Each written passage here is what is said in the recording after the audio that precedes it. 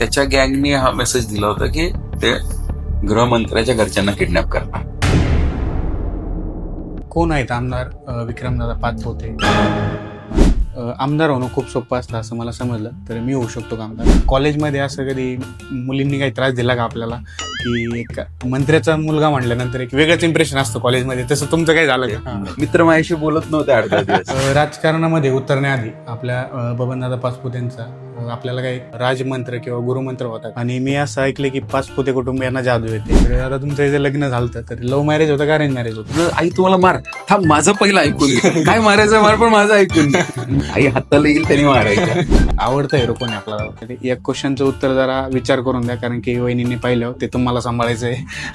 तुमची आवडती हिरोईन कोण आहे? त्यानंतर आवडता क्रिकेटर कोण आहे आपला? वहिनी व्हिडिओ पाहिल्यावर दादांसोबत बोला, काय बोलायचं. तुमचं शालेय जेवण कसं होतं? दादांसाठी प्रेमाचे 2 शब्द काय बोलतो आपण? आणि आम्हाला वडील भेटत नव्हते. राजकारण म्हटल्यानंतर त्यासोबत एक शब्द नक्की जोडला जातो, तो म्हणजे विकास.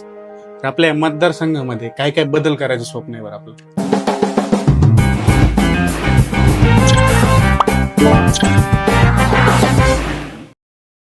तर आमच्या अज्ञानाची सुरुवात इथून होती दादा, की कोण आहेत आमदार विक्रमदादा पाचपुते? काय आहे पाचपुते कुटुंबाचा इतिहास आपला?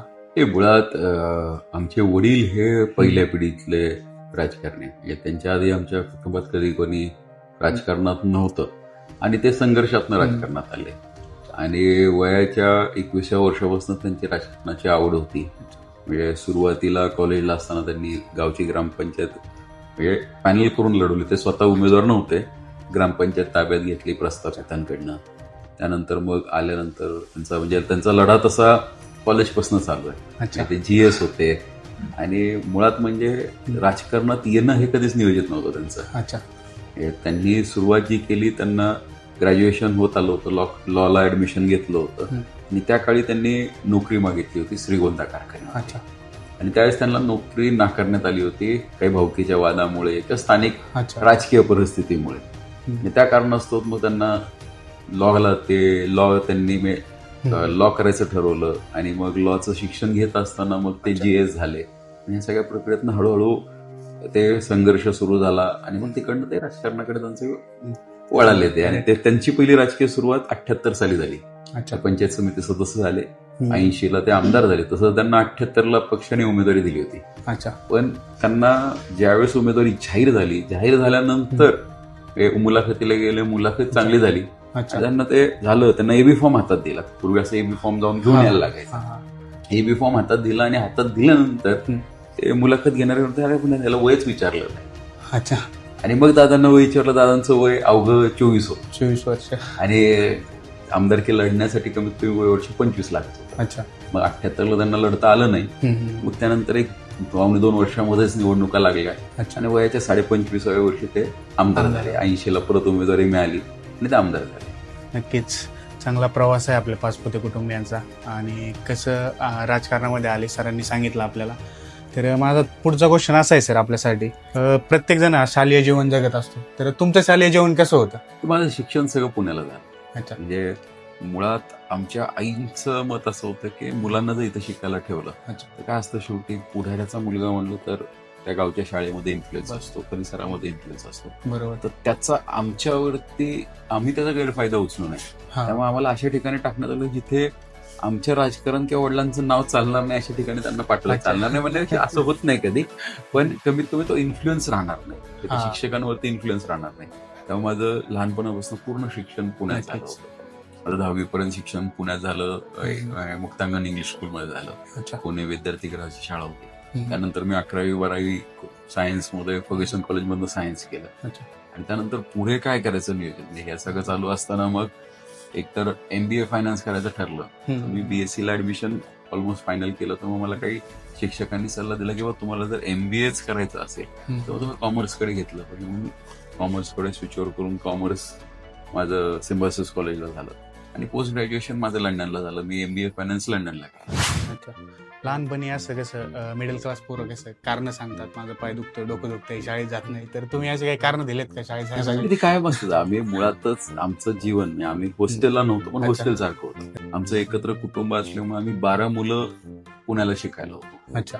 मी सगळ्यात मोठा होतो हम्म. आणि सगळ्यात लहान म्हणजे माझं शिक्षण पूर्ण झाल्यानंतर तो 10वीला गेला. हा. इतका फरक होता त्या सगळ्यात. अच्छा. ही सगळी 12 मुलं पुण्याला शिकायला होते आणि आमच्याकडे कोणीतरी घरातलं एक असायचं, म्हणजे आई असायच्या किंवा काकी असायच्या किंवा नानी असायच्या, म्हणजे ह्या अच्छा. तिघीतनं कोणीतरी आमच्याकडे असायचं. ते ॲज गुड ॲज ते हॉस्टेल सारखंच होतं, फक्त वेगवेगळ्या वयोगटाचे सगळे होतो आम्ही. त्यामुळे कारणं चालू राहायची, पण पर्याय नव्हता, सगळ्यांना जावंच लागायचं शाळेमध्ये आणि ते एक वेगळी मजा होती. नक्कीच शाळेची वेगळीच मजा असते. नक्कीच तुम्ही एक चांगले व्यक्ती आहात आणि त्यानंतर पालकमंत्र्याचे चिरंजीव आहात. तर कॉलेजमध्ये असं कधी मुलींनी काही त्रास दिला का आपल्याला, की एक मंत्र्याचा मुलगा म्हटल्यानंतर एक वेगळंच इम्प्रेशन असतं कॉलेजमध्ये, तसं तुमचं काही झालं का? नाही, मुळात पुण्यामध्ये मी असताना असं एवढं काही फरक नव्हता. तर मला इन्सिडेंट चांगले आठवतात की मी पहिलीला होतो त्यावेळेस दादा गृहराज्यमंत्री होते आणि दादा गृहराज्यमंत्री असताना त्यावेळेस नुकत्याच दंगली होत्या मुंबईत. बरोबर. आणि त्या पार्श्वभूमीवर एका गुन्हेगाराला फाशीची शिक्षा झाली होती आणि त्या काळात अशी होतं की गृहमंत्री सही करायचं शेवटची फाशीच्या आदल्या वेळेस, म्हणजे जे फायनल जी डेट्स व्हायची फाशीची शिक्षा कोर्ट वगैरे द्यायचं आणि ते सगळं गृहमंत्र्याच्या आधिपत्याखाली होतं. आणि त्यावेळेस ते जो त्याला फाशी होणार होते त्याच्या गँगने हा मेसेज दिला होता की ते गृहमंत्र्याच्या घरच्यांना किडनॅप करणार. आणि वडील गृहराज्यमंत्री होते आणि कॅबिनेट मिनिस्टर हे सीएम होते, त्यामुळे मुख्यमंत्री किंवा गृहराज्यमंत्री कोणाच्या तरी घरातनं कोणातरी किडनॅप. या भीतीपोटी माझ्याकडे पहिलं 2 दिवस आधीपासून मग त्यांनी सगळा बंदोबस्त लावला. शाळेमध्ये मला हे केलं किंवा शाळेत जाऊ नको म्हणलं, नाही शाळेत आई म्हणलं की हा जर शाळेत नाही गेला तर ते एक वेगळा परिणाम होईल, आपल्याला तसं करायचं नाही. तर मी रिक्षात गेलो होतो आणि मागे पोलीसची गाडी पहिलेच होतो रिक्षात, मागे पोलीसची गाडी, ती शाळेपर्यंत नेली. माझ्या वर्गाच्या बाहेर पोलीस कॉन्स्टेबल होते, मित्र माझ्याशी बोलत नव्हते 8-10 दिवस. त्यामुळे ते पहिलीच वयाच्या 5 वर्षीच मला लक्षात आलं की हे वेडेपण आहे, म्हणजे पोलीस आणि हे, कारण पोलिसांची भीती असते लहान मुलं घाबरतात. आणि माझ्या प्रोटेक्शनसाठी वर्गाबाहेर पोलीस होते हे ज्यावेळेस लक्षात आलं, ते होते एकच दिवस, मी दुसऱ्या दिवशी शाळेत गेलोच नाही. दुसऱ्या दिवशी त्याची फाशी झाली, मग तिसऱ्या दिवशी आम्ही रेग्युलर सुरू झालं माझं. पण त्या एका दिवसाने इतका अनुभव बदलून गेला की पोलिसाला बघितल्यानंतर माझ्या मित्रांची माझ्याविषयी भीती तयार झाली होती. ते काही माझ्याशी बोलत पण नव्हते, ते 8-10 दिवस ते माझ्याशी बोलत होते. मग मला लागते ते पॉवर ही काय म्हणतात, सत्ता ही चांगली तेवढी वाईट. तसं त्याचा मला एक वाईट अनुभव आला होता लहान, त्यामुळे ते सत्तेपासून लांब होतो. त्यामुळे हा कोणी त्रास देणं, मुलींनी त्रास देणं, मुलांनी त्रास देणं हा प्रसंग कधी आयुष्यात आलाच नाही, कारण त्याची कधी मी जाणीव होऊनच दिली नाही. कारण तिथनं पुढे एक ठरवलं की आपल्या वडिलांचं करिअर हे काही उपयोगाचं नाहीये. त्यामुळे ह्या सगळ्याचा नंतर जोपर्यंत मी शाळेत होतो तोपर्यंत काही परिणाम झाला नाही. आणि मुळात आमच्याकडे अनेक म्हणजे राजकीय पार्श्वभूमीची मुलं होती की ज्यांचे आई वडील राजकारणात होते, त्यामुळे इतका काही असा वेगळेपणा काही वाटला. आणि एकदा कॉलेज झालं की आपण थोडे मोठे झालेलोच असतो, ती काही जाणीव होत नाही तशी. नक्की. आणि हा परिणाम होऊ नये म्हणूनच आम्हाला पुण्याला टाकलं होतं. मी जर इथं असतो तर 100% तसा काही परिणाम झाला असता. असं कधी झालंय का? आता आमचं कसं राहतं मिडल क्लास पोरांचं, की वडील साध्या पोलीस जरी असले तरी माझे वडील पोलीस आहे शाळेमध्ये, तर तुम्ही कसं असं केलंय कधी? माझे वडील मंत्री आहेत. माझा अनुभव मला आला नसता पहिले तर 100% मी केलं असतं, पण तो अनुभव काय कळायच्या आधीच तो अनुभव आला. त्यामुळे म्हणलं आता वडील मंत्री सांगितलं तर बोलायचे बंद होतील, त्याच्या परत आता कोणाशी काही तसं सांगायचं नाही. तर सर, आपण म्हणजे पूर्ण शिक्षण आपलं ग्रॅज्युएशन नंतरचं बाहेरच्या देशात झालं, तर मग आता तुम्हाला बाहेरच्या देशात एक चांगल्या प्रकारची नोकरी भेटली असती, लक्झरी लाईफ जगली असते, मग एवढा त्याग करून राजकारणात यायची काय गरज होती आपल्याला? मुळात काय झालं, मला नोकरी लागली होती. अच्छा. मी 2000 माझ्या मते 6ला मी तिकडे गेलो होतो. 7ला माझं शिक्षण पूर्ण झालं होतं, 7-8ला. तर त्या दरम्यान माझं सगळं तिथं पूर्ण झालं होतं. मला नोकरी लागली हे कळालं, मला हे आलं होतं, ऍक्सेप्टन्स लेटर आलं होतं त्यानंतर. आणि नॉर्मली काय होतं, इंटर्नशिप्स मध्ये नोकऱ्या मिळून जातात. आता परिस्थिती बिकट झाली. आमच्या वेळेस खूप, मी तुम्हाला सांगतोय 17-18 वर्षापूर्वी. अच्छा. तर त्यावेळेस चित्र हे वेगळं होतं. त्यावेळेस परदेशात लगेच नोकऱ्या लागत होत्या आणि मला ती नोकरी मिळाली. 2.25 लाख रुपये त्यावेळेस मला महिन्याचा पगार मिळत होता, त्यांच्या करन्सीमध्ये कन्व्हर्जन केल्यानंतर. आणि हे मी आनंदाची बातमी दादांना सांगितल्यानंतर, माझं शिक्षण चालू असताना मी दादांना भेटायला बोलवलं, कधी आले नाही. पण हा निरोप दिल्यानंतर अवघ्या एक 8-10 दिवसामध्येच ते मला भेटायला आले होते. अच्छा. ते आलते, आई आले होते, आणि ते सगळं झाल्यावर त्यांनी सांगितलं, म्हणले तुला नोकरीसाठी नाही पाठवलेलं आम्ही इथे, तुला परत येऊन इकडे जे काय असेल तुला ते तुझ्या मायभूमी मध्ये करायचं. त्यावेळेस राजकारण हा विषय नव्हता. आणि मग मी परत आल्यानंतर काय करायचं हा बराच विषय झाला. आणि आल्यानंतर मग मी परिक्रमा शिक्षण संस्थेची स्थापना केली. इंटिग्रेटेड कॅम्पस 2009ला ते सुरू झालं. 8ला आलं की लगेच कामकाज सुरू केलं होतं आम्ही. 9ला ते सुरू झालं होतं लगेच. नक्कीच परिक्रमामध्ये बऱ्याच युवकांना कल्याण देखील झालेलं आहे, ते दिसतंय आपल्याला. आणि त्या ठिकाणी तुम्हाला असं काही सांगितलं का दादांनी की बाबा तुला हे नाही करायचं, इकडे समाजाची सेवा करायची? सांगितलं होतं, कारण त्यांनी मला एक जे वाक्य वापरलं होतं ते खूप महत्वाचं होतं. काय म्हणले की तुला संधी मिळाली, आज तुझे वडील आमदार आहे, मंत्री आहेत, म्हणून तुला परदेशात जाऊन शिकायची संधी मिळाली. पण ज्या मतदारसंघाचं मी नेतृत्व करतो, ज्या परिसरामुळे, ज्या मतदारांमुळे, ज्या लोकांमुळे आज मी हा दिवस पाहू शकलो आणि माझ्यामुळे तू हा दिवस पाहू शकतोस, बरोबर, ह्या लोकांसाठी तू काहीतरी केलं पाहिजे. त्यांचं असं म्हणणं नव्हतं की राजकारण केलं पाहिजे. आणि मग ह्या शब्द मी हे वाक्य माझ्यावरती इतकं बिंबलं गेलं होतं. मी आल्यानंतर शिक्षण संस्थेची स्थापना केली होती. नक्कीच, म्हणजे समाजसेवेसाठी बबनदादांनी विक्कीदादांना आपल्या मायदेशी परत बोलवून घेतलं. तर नक्कीच दादा, राजकारणामध्ये उतरण्याआधी आपल्या बबनदादा पाचपुते यांचा आपल्याला काही राजमंत्र किंवा गुरुमंत्र होता काय होतं? ते असं होत नाही. काय असतं की मुळात म्हणजे तुम्ही पाहता की ऍक्टर्स कधी शिकत नसतात, की त्यांना शिकवलं जाऊ शकत नाही. ऍक्टिंग हे एक तर बॉर्न असतं, नॅचरल, ते अनुभवात नाही. तर ज्या वेळेस एखादा ऍक्टर परफॉर्म करत असतो तर बॅक स्टेज ऍक्टर जे असतात किंवा बॅक स्टेज सपोर्टर जे असतात, ह्यांना त्या ऍक्टरच्या सगळ्या गोष्टी पाहायला मिळतात. साधं उदाहरण घ्यायचं झालं तर एखादं नाटक सुरू असेल, त्या नाटक चालू असताना एखादा कलाकार ज्यावेळेस परफॉर्म करतो, तो कलाकार बरोबर करतोय का चूक करतोय फक्त त्या कलाकाराला आणि त्याच्या सहयोग्यांना माहिती असतं. बरोबर, पण समोरच्या प्रेक्षकांना काहीच माहिती नसतं. त्यामुळे जो कलाकार परफॉर्म करत असतो तो त्या पुढच्या प्रेक्षकांना जरी चांगलं वाटलं वाईट वाटलं हे त्या काय म्हणणार कलाकाराला समजत असतं आणि मागच्या कळत असतं. तर मी एक बॅक स्टेज आर्टिस्ट जसा असतो तसं अनेक वर्ष काम केलं. अच्छा, म्हणजे 2008-9 ची जी विधानसभा निवडणूक होती त्याच्या आधीपासून मी राजकारणात सक्रिय.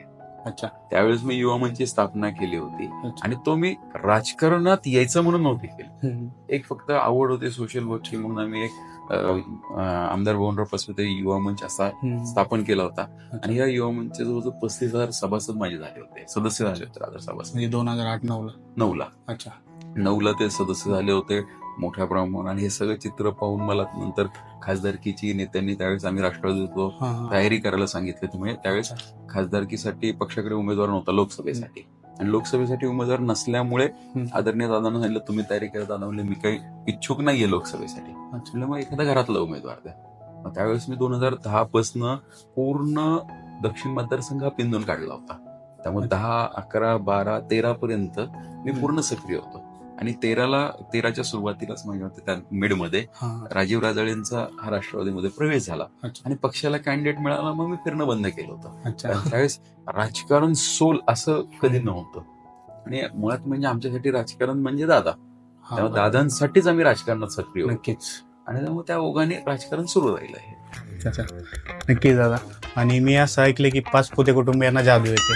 तर कारण की मी जो इतिहास पाहिलाय आपला, पाचपुते कुटुंबीय नेहमी लाटेच्या उलट्या प्रवाहात पोहायचा प्रयत्न करत असतो. 1980 पासून पाहतोय मी तुमचा इतिहास. ज्या पण पक्षाची सत्ता असती तर त्या सत्तेच्या विरुद्ध तुम्ही निवडून येतात. हे कसं आहे? मुळात ते ही सगळं करिश्मा आदरणीय बबनदादांचं आणि कार्यकर्त्यांचं. हे कार्यकर्त्यांचं खरं तर यश आहे. जी कार्यकर्त्यांची बांधणी आदरणीय दादांनी केलेली आहे हे खूप महत्वाची आहे. तर तुम्ही विचार करा 1980ला इंदिरा गांधींची खूप मोठी लाट. हो, बरोबर आहे. इंदिरा गांधींनी ज्या ठिकाणी सभा घेतल्या त्या ठिकाणचे उमेदवार तर निवडून आले, पण आजूबाजूच्या मतदारसंघातले उमेदवार निवडून आले होते. ही ख्याती त्यांची त्यावेळेस. बरोबर. आणि त्याला अपवाद श्रीगोंदा. तेच ना, मी त्यावेळेस श्रीगोंद्यामध्ये सभा झाली होती इंदिरा गांधी. आणि सभा होऊन सुद्धा पुढच्या त्यांच्या काँग्रेसचा, त्यावेळेस इंदिरा काँग्रेस होतं, इंदिरा काँग्रेसचा उमेदवार पडला होता आणि दादा निवडून आले. असं अनेकदा झालेलं आहे. आणि हे म्हणजे काय म्हणणार, आम्ही प्रवाहाच्या विरुद्ध कायम नव्हतो, आम्ही प्रवाहाबरोबर अनेकदा राहिलेलो आहोत. परिस्थितीत अशी होती की त्यावेळेस परिस्थितीने दादांना स्वीकारलं. म्हणजे आता तुमच्या माहितीसाठी सांगायचं झालं तर दादांनी 9 निवडणुका लढल्या, त्यातले 7 वेळेस निवडून आले. आणि 7 वेळेस निवडून आले, 7 वेळेस वेगळ्या चिन्हावर निवडून आले. आणि त्यांनी पक्ष खूप कमी बदललेत. चिन्ह बदलले म्हणजे पक्ष बदलला असं नाही. त्यांनी जनता पार्टीतनं सुरुवात केली. 1980ला बबनदादा जनता पार्टीत होते. आणि जनता पार्टीचं चिन्ह त्यावेळेस गोठलं होतं, चिन्हाचा वाद सुरू होता. हा बरोबर. आणि त्या वादामुळे दादांना त्यावेळेस छत्री चिन्ह घ्यावं लागलं होतं. हा हा 1980 ला दादांचं चिन्ह हे छत्री होतं. त्यानंतर 85 ला जनता पार्टीचं चिन्ह त्यांना परत मिळालं अच्छा. आणि 85 ला दादांचं नांगरधारी शेतकरी झालं. हा जनता पार्टीचं केंद्र स्तरावरती हे अनेक पक्ष एकत्रित झाले आणि जनता दल तयार झालं. नक्कीच. आणि जनता दलाचं चिन्ह चक्र होतं. 90 ला दादा निवडणूक लढले, दादांचं चिन्ह चक्र झालं आणि त्यानंतर पहिल्यांदा दादांनी पक्ष सोडला. त्यावेळेस पवार साहेबांच्या नेतृत्वाखाली काँग्रेसमध्ये प्रवेश केला आणि काँग्रेसमध्ये प्रवेश करून ते त्यावेळेस गृहराज्यमंत्री झाले होते, मी मगाशी सांगितलं त्यानुसार. आणि मग ते ज्यावेळेस बाहेर पडले त्यावेळेस ते राज्यातली पहिली राजकीय फूट होती. ते 10 जणांना घेऊन बाहेर पडले, स्वतःसहित 10 जण बाहेर पडले. आणि तिथनं त्यांनी मग काँग्रेसचा प्रवास सुरू झाला. 95 ला ते काँग्रेसच्या हात या चिन्हावरती निवडून आले, पंजाच्या चिन्हावर. आणि त्यानंतर 99 ला त्यांचा पराभव झाला राष्ट्रवादीतनं. ते राष्ट्रवादीचे प्रदेशाध्यक्ष होते, पण त्यांना उमेदवारी मिळू शकली नव्हती ना, तर त्यांना अपक्ष लढावं लागलं होतं. आणि अपक्ष लढल्यामुळे 2004 ला त्यांचं चिन्ह हे कुकर झालं. म्हणजे पहिलं झालं छत्री, त्यानंतर झालं नांगरधारी शेतकरी, चक्र, त्यानंतर पंजा, त्यानंतर कुकर, आणि त्यानंतर मग पक्षाची परत उमेदवारी राष्ट्रवादीची मिळाली 2009 ला. त्यावेळेस मग त्यांचं घड्याळ चिन्ह झालं. 14 ला ते भाजपमध्ये आले, त्यांचा पराभव झाला. आणि नंतर ते परत 19 ला भाजपच्या कमळ चिन्हावरती निवडणूक, अशी 7 चिन्हांवरती त्यांची निवडणूक झाली. मुळात काय आहे की सांगण्याचं तात्पर्य एकच आहे की ह्या वेगवेगळ्या चिन्हांवर ते फक्त कार्यकर्त्यांच्या जीवावर नव्हते. नक्कीच. जे कार्यकर्ते ताकदीने दादांच्या मागे उभे राहिले आणि त्याचाच फायदा मलाही झाला कालच्या. नक्कीच. हे कार्यकर्ते भवनदादांनी तयार केले, बरोबर. हे कुटुंब भवनदादांनी जोडलेले आहेत आणि हे जोडलेल्या कुटुंबामुळे मला खरं तर आज त्या ठिकाणी संधी मिळते. आणि जो श्रीगोंदा मतदारसंघाच्या लोकांचा तुमच्यावर विश्वास आहे तो लोकांनी दाखवून दिलेला आहे तुम्हाला भरपूर वेळा. तुम्ही फक्त उभे राहा कोणत्या पार्टीकडून, आम्ही तुमच्या सोबत आहोत. ते ठरलेला वर्ग आहे जो बरोबर राहतो आणि आमचंही ते नैतिक कर्तव्य की त्यांच्याबरोबर तेवढ्या ताकदीने उभं राहा. आपण जी परिक्रमा संस्था चालू केलेली, तर याचा मेन उद्देश काय आपला नेमका? मुळात काय होतं हे आमच्या ह्या परिसरामध्ये हायेस्ट जर तुम्ही एज्युकेशन पाहिलं तर त्यावेळेस MSc मायक्रोबायोलॉजी होता. म्हणजे BSc आणि BSc नंतर MSc मायक्रोबायोलॉजी, याच्या व्यतिरिक्त कोणते कोर्सेस नव्हते. एखाद्याला जर पोस्ट ग्रॅज्युएशन करायचं किंवा टेक्निकल एज्युकेशन घ्यायचं म्हणलं तर आसपास पर्याय नव्हता. म्हणजे इकडे प्रवरेला तरी जायला लागायचं, नाहीतर पलीकडे बारामती होतं, नाही तर पुणे. मग ह्या सगळ्या परिस्थितीमध्ये डेव्हलपमेंट नव्हते, म्हणून एक तर टेक्निकल इन्स्टिट्यूट उभी राहावी म्हणून आपण engineering college, pharmacy college, management college सुरू केलं. हे सुरू करत असताना एक बेसिक एज्युकेशनची रिक्वायरमेंट पण अनेकांची होती की या ठिकाणी इंग्लिश मिडियम असावं. प्रत्येकाला पुण्याला जाऊन शिकणं शक्य नव्हतं, त्यामुळे आपण एक CBSE स्कूल पण त्याबरोबर काढली आणि कन्सेप्ट होती KG to PG.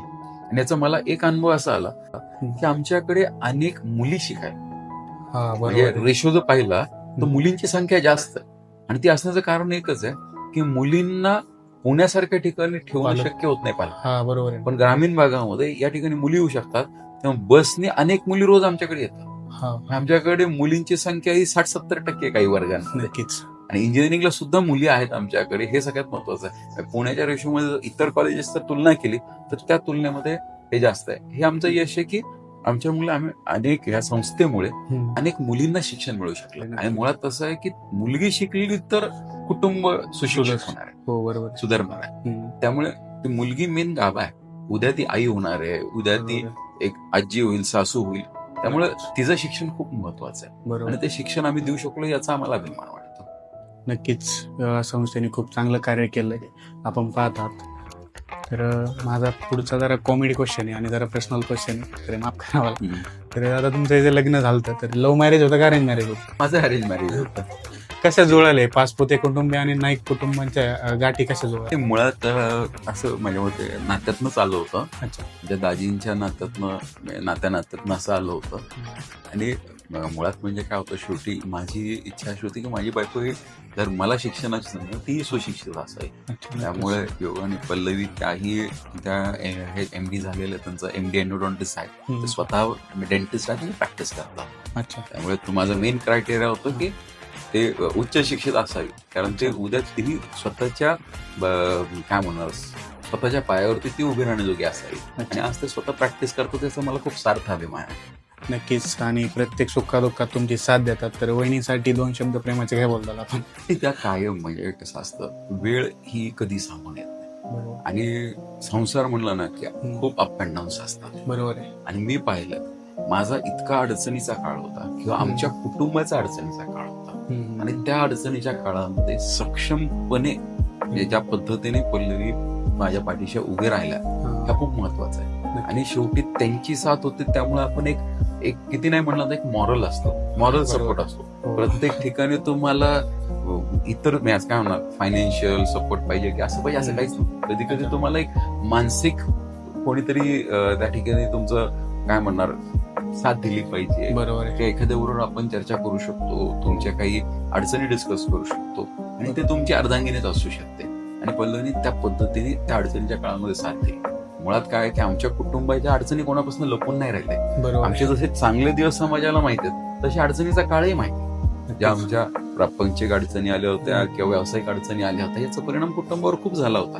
आणि या अडचणीच्या काळात सुद्धा पल्लवी डगमगल्या नाही. तेवढ्या ताकदीने माझ्यावर, सगळ्यात महत्वाचं काय असतं, त्यांनी विश्वास ठेवला. नक्कीच. बरोबर आहे. आणि स्वतःच्या नवऱ्यावरती विश्वास ठेवणे खूप महत्वाचं असतं, हे मी पाहिलंय. कारण काय असतं, घरच्यांचा विश्वास तुमच्यावरनं उठलाय, हा ज्यावेळेस आपल्याला जाणीव होते ना, ती खूप घातक असते. त्यामुळे घरच्यांचा विश्वास स्वतःवर असणं खूप महत्वाचं आहे. आणि त्या अडचणीच्या काळात त्यांनी माझ्यावरती विश्वास ठेवला, हे माझ्यासाठी खूप अभिमानाची गोष्ट आहे, गर्वाची गोष्ट आहे आणि समाधानाची गोष्ट आहे. हेच व्हिडिओ पाहिलं वहिनीला छान वाटेल. तर पुढचा क्वेश्चन असा आहे दादा, लहानपण म्हणल्यानंतर प्रत्येक जण आई वडिलाचा मार खाताच असतो, तसं तुम्ही खाल्लाय कधी आई बाबा? दादा कधीच मारत नव्हते. दादांचं काही घरात कोणीच मार नाही केलं दादा. आई खूप मारायची. आई हाताला येईल त्यांनी मारायच्या. आणि ते बरोबर आहे, तसं पाहिजे. ती एक मजाच असतील. आणि त्यातले त्यात सगळ्यात जास्त मार मी खाल्ला असेल. कारण काय होतं, घरात मोठा मी होतो आणि ते बाकी माझा छोटा भाऊ तर काय व्हायचं, आई तुम्हाला मार, थांब माझं पहिलं ऐकून घे, काय मारायचं मार पण माझं ऐकून घे. माझा स्वभाव मी बोलत नाही. त्यामुळे आधी मला फटका बसायचा आणि मग कळायचं माझी काय जाऊन आईलाच वाईट वाटायचं. अनेकदा भावाने माझ्या काय म्हणणार असं तुलनेमध्ये खूप कमी मार खाल्लेला आहे त्यांनी. त्यामुळे त्याच्याकडनं मी एक शिकलोय की तुम्ही निगोसिएशन खूप महत्वाचं असतं. ठीक आहे, तुला मारायचा मार, तू पहिलं माझं ऐकून घे. तर पहिलं ऐकून घे म्हणजे आई तेवढ्या वेळात आईचा राग शांत व्हायचा. असं झालं की फटका वाचला. आमचं असं व्हायचं, काय बोलायचं नाही म्हणलं की एक फटका बसायचा आणि मग तू का बोलत नाही म्हणून दुसरा फटका बसायचा. तुम्ही जास्तच मार खाल्लेला दिसतो आईचा. अजून कोणत्या गोष्टीवर मारलं, एखादं कारण आहे का असं स्पेसिफिक? त्याच्यामुळे खूप कारण असतात. लहानपणी मार खायला मुलांना कारण लागत नाही. अलीकडे मारता येत नाही, मुलं खूप नाराज होतात. पहिले म्हणजे आमच्या फेज मध्ये आम्ही लहान असताना बिंदास मारायचे आई वडील. आता मी अलीकडे पाहतो आई वडील मारत नाही, पण आमच्या बिंदास म्हणजे आई वडील शिक्षक सगळे मारायचे. ती पिढीच वेगळी 2005च्या आधीची. त्यांनी भरपूर मार खाल्लेला आहे आई वडिलांना. ते मार पण एक प्रेमाचाच मार असतो सुधारण्यासाठी. ते प्रत्येक मुलाला भेटलाच पाहिजे. तर दादा पुढचा क्वेश्चन असा आहे माझा, राजकारण म्हटल्यानंतर त्यासोबत एक शब्द नक्की जोडला जातो, तो म्हणजे विकास. तर आपल्या मतदारसंघामध्ये काय काय बदल करायचं स्वप्न आहे बरं आपलं? मुळात काय होतं बघा, ज्या वेळेस एखादा लोकप्रतिनिधी असतो तो विकास हा एका मोमेंटमध्ये होतो. त्या विकासाचं एक ब्लूप्रिंट खूप महत्वाची असते. आणि आत्ताच्या परिस्थितीला मला ज्या श्रीगोंद्याचं नेतृत्व करायची संधी मिळते, एक मला ही संधी आहे की माझी छाप या मतदारसंघावर मला टाकायची संधी मिळते की मलाच नाही तर 288 जेवढे आमदार आहेत त्या सगळ्यांना ही संधी आहे. बरोबर. आणि ही नुसती संधी नाहीये, तो आमदार त्या मतदारसंघाला दिशा देत असतो. बरोबर. दिशा कशी द्यायची हे त्या लोकप्रतिनिधीच्या हातात असतं. नक्कीच. आणि ही दिशा खूप महत्वाची असते. कारण तुम्ही बघा, तुम्ही पाण्याला अशी दिशा दिली ना, ती एकदा तुम्ही दिशा दिल्यानंतर ते पाणी वाहणार आहे. बरोबर. पण ती दिशा जर चुकली तर त्याचा त्रास झाल्याशिवाय राहणार नाहीये. त्यामुळे सगळ्यात महत्वाचं, दिशा खूप महत्वाची आहे. माझा पुढचा रॅपिड फायर क्वेश्चन आहे, त्याच्यामुळे तुमची आवड निवड जाणून घेणार आहे आपण फक्त. तर माझा पहिला रॅपिड फायर क्वेश्चन असा आहे आपल्यासाठी, आवडता हिरो कोण आहे आपला? आवडतं, अलीकडे माझं टीव्ही पाहणं खूप कमी होतं, म्हणजे मूवीज पाहणं खूप कमी होतं. पण मला एक काळ असा होता की त्या शाहरुख खान आवडायचा आणि सलमान खान आवडायचा. हे दोघं माझे त्या काळचे आवडते होते. पण अलीकडच्या काळात वेळच म्हणजे ते पाहण्याचं संधी मिळत नाही. त्यानंतर आवडता क्रिकेटर कोण आहे आपला? क्रिकेटर विराट. नक्कीच. मी खूप कमी क्रिकेट पाहतो, बद्दल चांगला आहे. त्याच्याकडनं संघर्ष कसा करायचा पाहायला मिळतं. त्याच्या जे संघर्ष गाथा जी आहे ती खूप महत्वाची आहे. प्रेरणा देणारा क्रिकेटर आहे तो. आपल्यासाठी एक क्वेश्चनचं उत्तर जरा विचार करून द्या, कारण की वहिनींनी पाहिलं ते तुम्हाला सांभाळायचं आहे. तुमची आवडती हिरोईन कोणी? मला दिया मिर्झा आवडायची, कारण तिचा पिक्चर आवडायचा मला. पण अलीकडे काय परत एवढं मिळलं सध्याच्या ह्याच्यात मी तेवढा फ्लो मध्ये नाही घेत त्या सगळ्याच्या. नक्कीच वहिनी व्हिडिओ पाहिल्यावर दादांसोबत बोला, काय बोलायचं. आवडते नेते कोण आहेत आपले? नाही बघा कसं होतं, आवडते नेते म्हणजे एकतर असं तुम्ही दुर्दैव असं आहे राजकारणाचं. राजकारण हे खूप शॉर्ट टर्म आहे. हो बरोबर आहे. तुम्ही जर पाहिलं तर असा कोणताच नेता नसतो की तो लाईफ टाईम एखाद्या व्यक्तीचा तो लीडर असू शकतो की आवडता असू शकतो. नक्कीच. परत ती परिस्थितीनुसार लोक बदलतात. तुम्ही आता पहा, सहज प्रश्न विचारला तर लोक सांगणार नरेंद्र मोदी, योगी, देवेंद्रजी फडणवीस. हेच 5 वर्ष आधी तुम्ही प्रश्न विचारला असता तर ते म्हणले असते देवेंद्र फडणवीस, शरद पवार. अजून तुम्ही मागे गेला तर काय असतं, त्या परिस्थितीनुसार हे नेतृत्व बदलत असतं. माझ्यासाठी जर राजकारणात कोण आयडल, कारण मी राजकारणात कधी येईल असं वाटलं नव्हतं, पण राजकारणात माझ्यासाठी जर कोण आयडल राहिलं असेल तर ते आमचे वडील आहे. कारण मी त्यांच्या पावलावर पाऊल ठेवून राजकारण करतोय. आणि सगळ्यात महत्वाचं, त्यांची लेगेसी मी कॅरी फॉरवर्ड करतोय. आज जे मी आहे ते फक्त आणि फक्त त्यांच्यामुळे कार्यकर्त्यांमुळे. त्यामुळे आज मी ते फेवरेट नाही असं म्हणण्याजोगी परिस्थिती नाही, कारण आज जे आहे ते तुमच्यामुळे.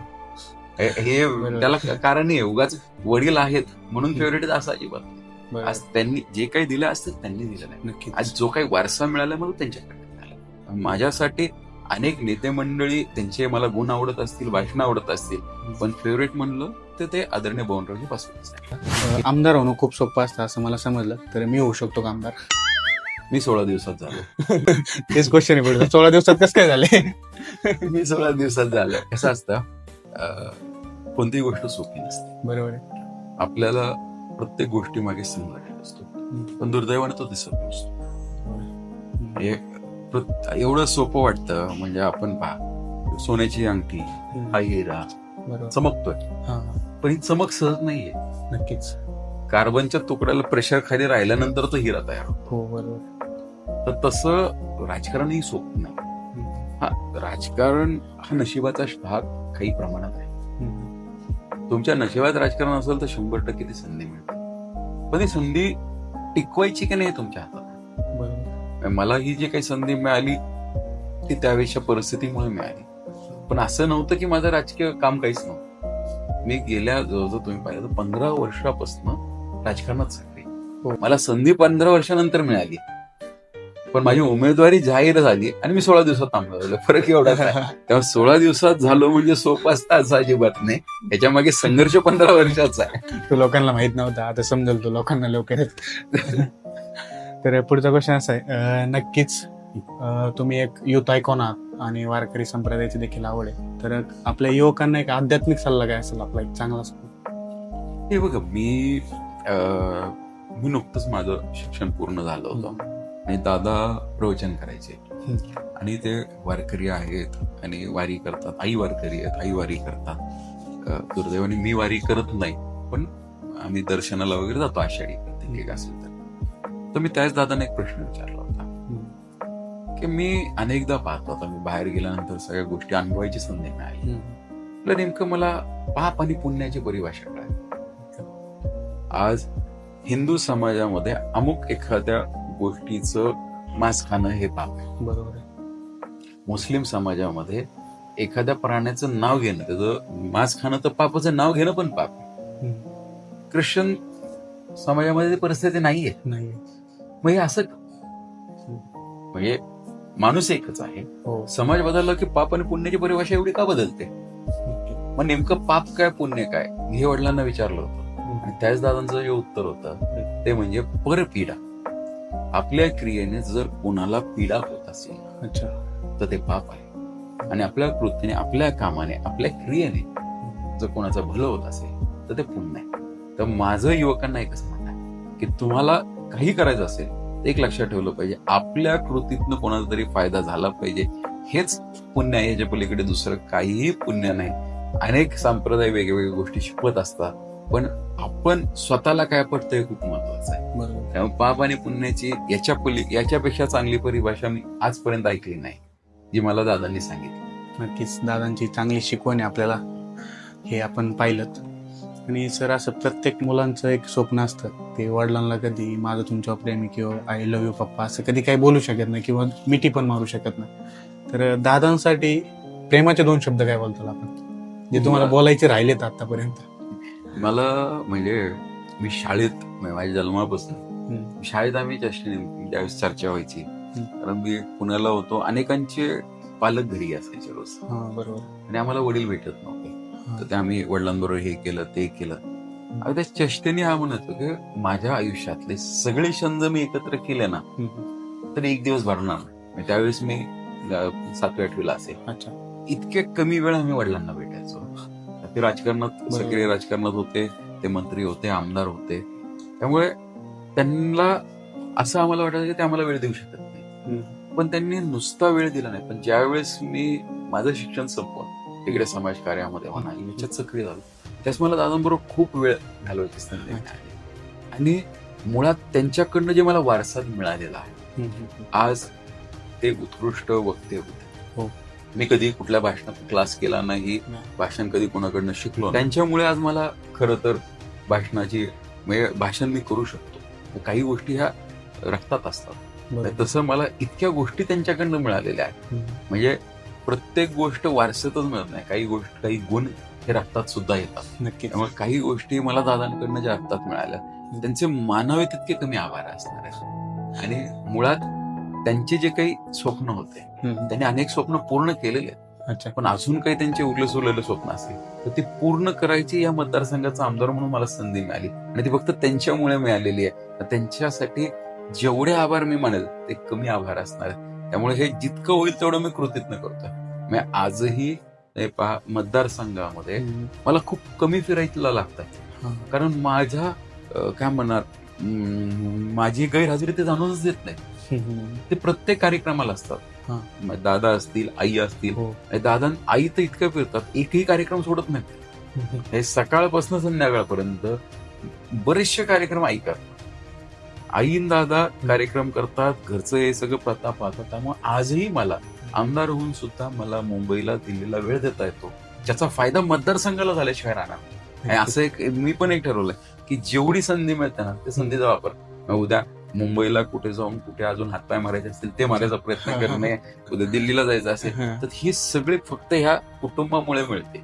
आणि याचा फायदा ह्या मतदारसंघाला 100% होणार आहे.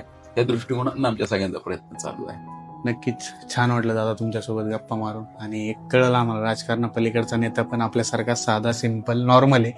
असं काही नाही की ते आमदार आहेत त्यांची लाईफ लक्झरी असेल, असं काही नाही, आपल्यासारखेच आहेत ते. खरंच खूप भारी वाटला आम्हाला बोलून. तुमच्या पुढच्या वाटचालीसाठी आमच्या स्पोर्ट टीम कडून भरभरून शुभेच्छा दादा तुम्हाला. धन्यवाद, आभारी आहे. मलाही खूप बरं वाटलं अनेक दिवसानंतर एवढ्या गप्पा झाल्या. धन्यवाद. नक्की. तर मंडळी, कसे वाटले आमचे आमदार विक्रमदादा पाचपुते? तर तुम्हाला आमच्या गप्पा आवडल्या असतील तर कमेंट मध्ये नक्की सांगा. आणि आपल्या चॅनलला लाईक करा, शेअर करा, आणि अशाच नवनवीन व्हिडिओ पाहण्यासाठी आपल्या चॅनलला सबस्क्राईब नक्की करा. कोपऱ्यात दिलेली बेल आयकॉन नक्की दाबा. तर धन्यवाद मंडळी.